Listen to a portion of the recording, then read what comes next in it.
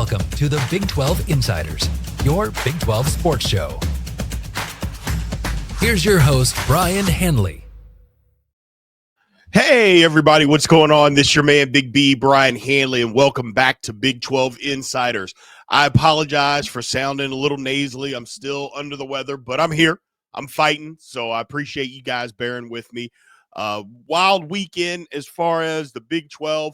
Well, I take that back. It wasn't really a wild weekend. It was more of a kind of what was expected type of weekend in the Big 12 this weekend to wrap everything up. It was just kind of melancholy. Okay, this is the end of the season. There were some teams that cashed it in. There were some teams that were trying to prove a point. And I think we got all of that. So we're going to talk about that today. But what I really want to talk to you guys about, look, obviously we haven't been around for a full year yet. But today we are going to give you the Big 12 Insiders Awards for this season in college basketball in the Big 12. Player of the Year, Coach of the Year, newcomer, Sixth Man of the Year, Coach of the Year. I think I already said that. Freshman of the Year. And also we're going to give you first team all Big 12. You know, we're not going to do second or third team, just first team all Big 12. So we're going to cover all that. Make sure you stick around for all of that because you guys will enjoy it and definitely want to see what you guys have to say about it. So before we get started, as always, remember to like, follow, subscribe, continue to get in that comment section. And as always hit that notification bell so you know exactly when Big 12 Insiders content comes out. So let's get into it. First, let's cover what happened this weekend. Houston over Baylor. Look, 65-61. Look, Houston wins the league. It just yeoman's fashion. Nothing flashy. That's not who they are. They just win basketball games. Houston wins the league outright. They won it by 4 games. To me, that's insane. This conference that's this good, and you win it by 4 games, that says something. That says something about your team. Good win for Houston. Texas Tech over Arizona State. Texas Tech rounding into form. Had a couple of games here or there, maybe the last week or so, up and down, little injury bug, but looks like they've got it in tune. They are really playing, or they've got it set going into tournament play here. Texas Tech, really good, and you know I like them. Iowa State, they handled K-State without Keyshawn Gilbert. They go to Manhattan 73-57, smack around a K-State team that's kind of floundering. K-State couldn't throw it in the ocean from 3, but Iowa State had a ton to do with that. Iowa State playing really good defense. They needed this one.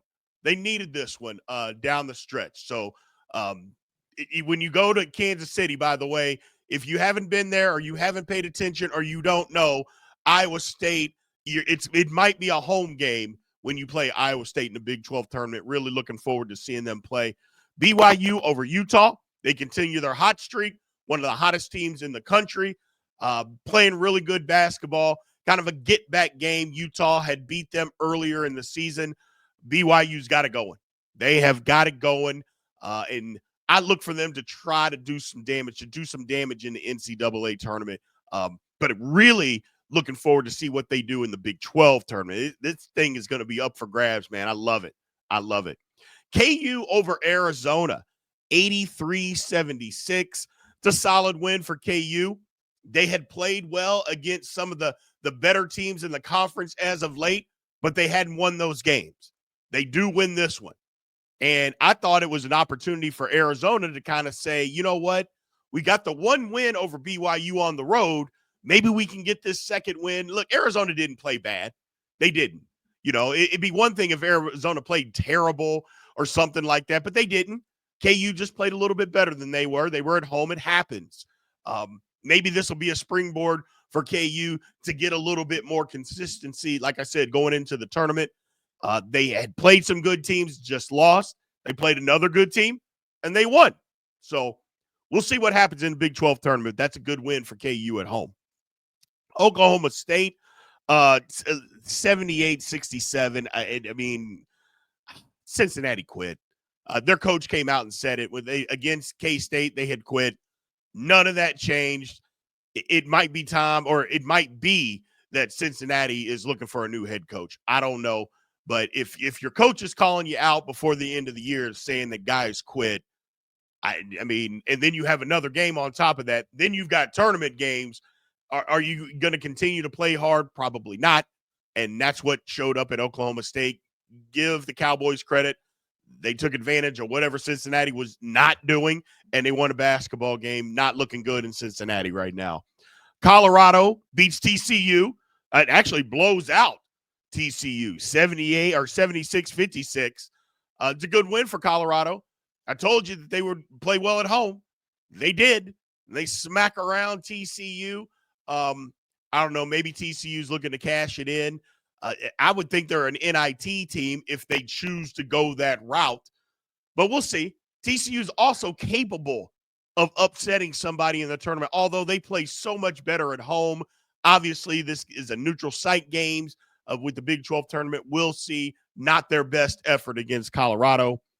And then West Virginia needed a home win. They get it, 72-67. Look, West Virginia's in the NCAA tournament, but it would have gotten shaky if they lose this game, but they did not. So it was a win they needed to get. They get it. Look, I don't expect a whole lot from them because talk about inconsistent. They just have been so inconsistent. Injuries have hurt them. I get all of that. But we'll see. They're still capable. They play hard. That's the one thing about West Virginia is that you're going to get their best effort. It might not be a good basketball. They may make turnovers, but they're going to play extremely hard. First-year coach coming in, getting his guys to play hard, getting buy-in. That means something, man. So that was kind of the weekend of what happened within the Big 12. Like I said, just not really ho-hum, but no big surprises anywhere. Just this is what it is. This is the end of the season. Let's get to the Big 12 tournament. So now we're going to flip the page. And Big 12 awards. I thought about this for a little bit. And I even thought about, should I even do it? And I thought, yeah, why not? Well, of course we need to have some awards. So we're going to get into that today. So let's break all of this down. First off, Freshman of the Year, VJ Edgecombe. Great player. Probably a lottery pick out of Baylor. Just an extremely good athlete. I think he's playing better now. Look, Baylor's been super inconsistent, and as a freshman, he's been up and down some, but there's no doubt, not in my mind, that he is the best freshman within the Big 12 conference this year, VJ Edgecombe.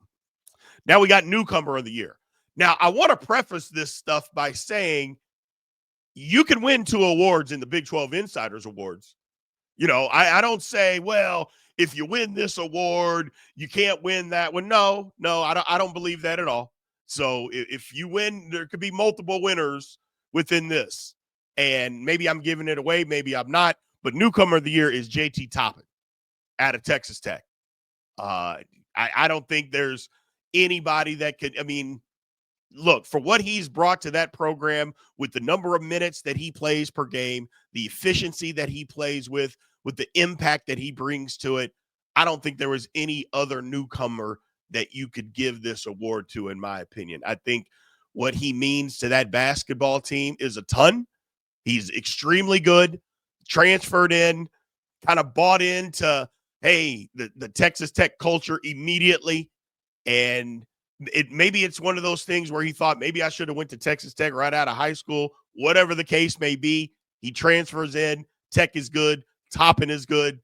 I like the Red Raiders, but more importantly, he deserves this award in my opinion.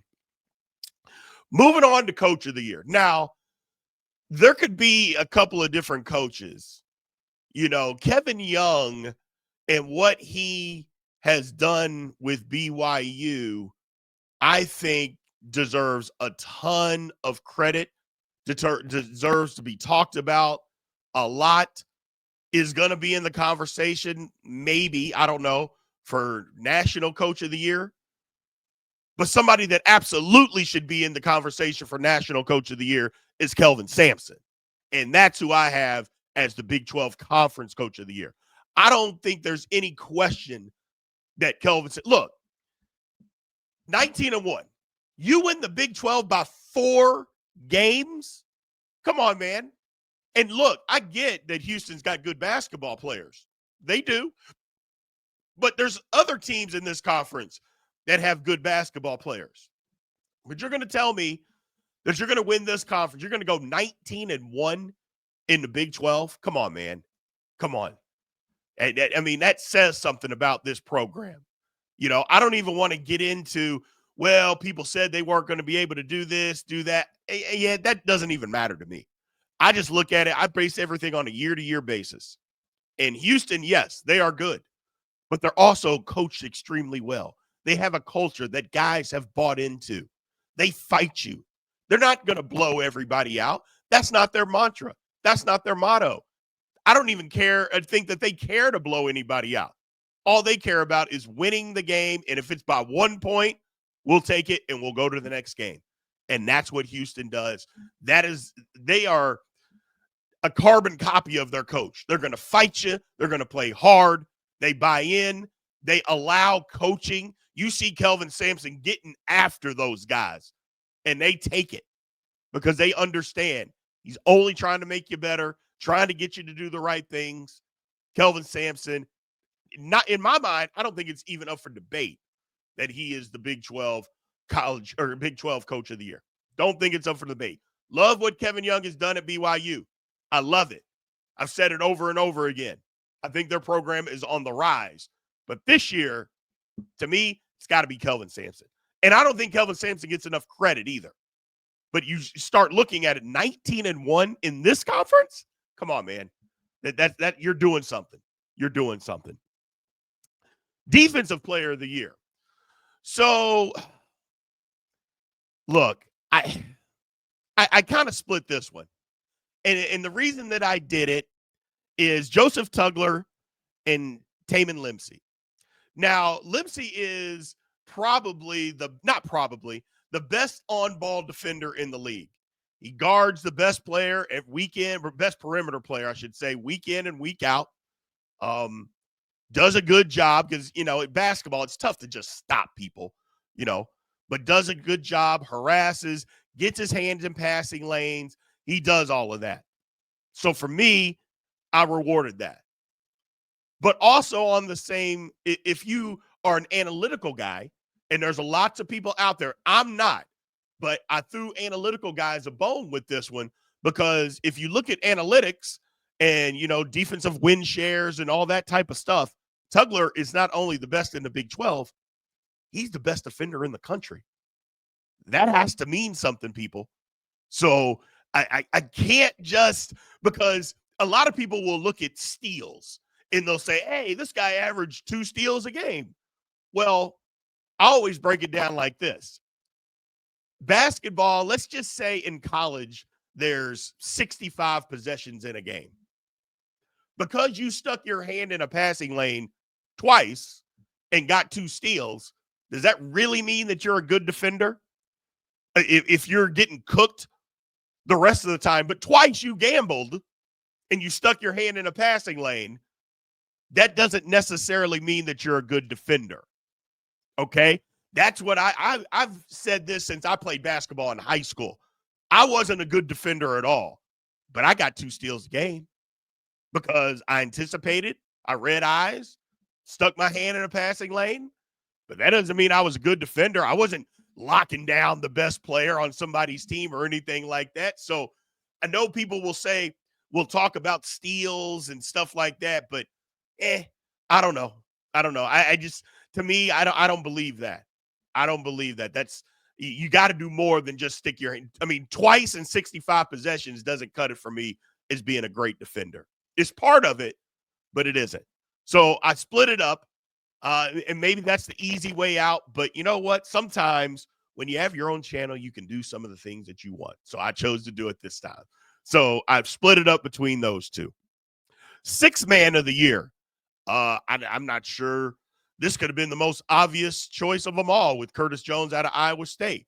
First of all, he's their leading scorer, averages 17 points, 4 rebounds, 2 assists, coming off the bench. I'm not sure that this could have been the easiest award to give out. Great basketball player. When he was out, they missed him. He means that much to him.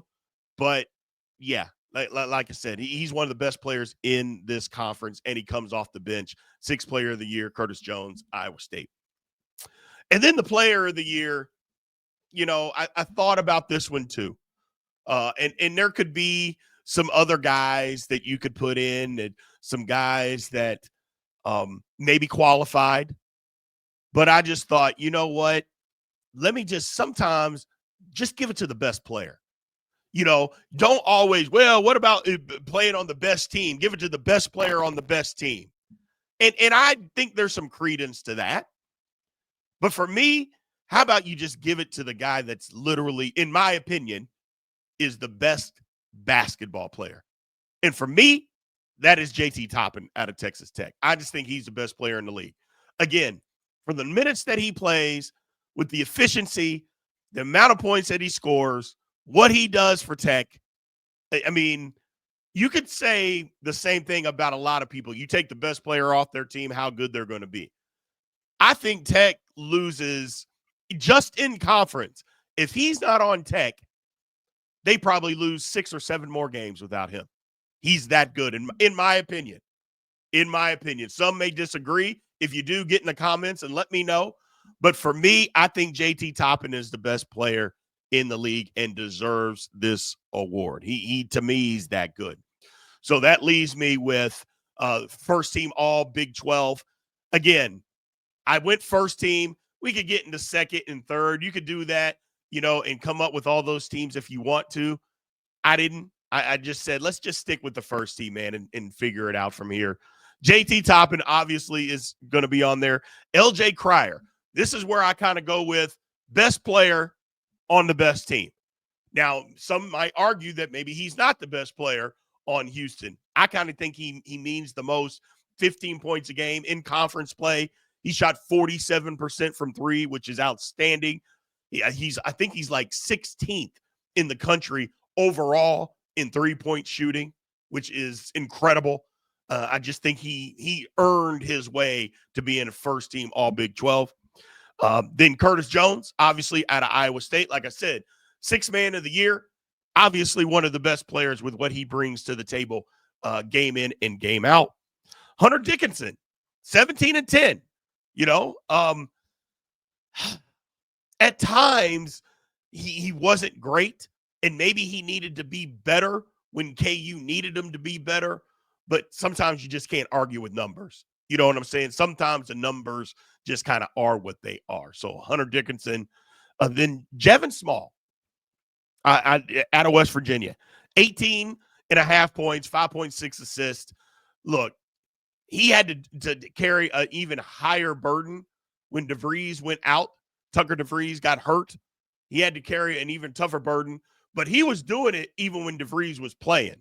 He was playing well, but then it became even tougher because he became number 1 on the scouting report. And we all know that it's totally different when you're 1, 2, or even if you're number 1, if you have a strong number 2 right next to you, and then that number 2 goes away, it becomes more difficult for you to do the things that you need to do. And he was able to do that all year long for West Virginia. So those are my 5 as far as first team all Big 12.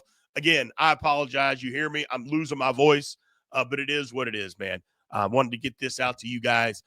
So I appreciate it. Tomorrow, make sure you guys tune in tomorrow. We're going to be talking about the importance of the Big 12 tournament and just conference tournaments in general.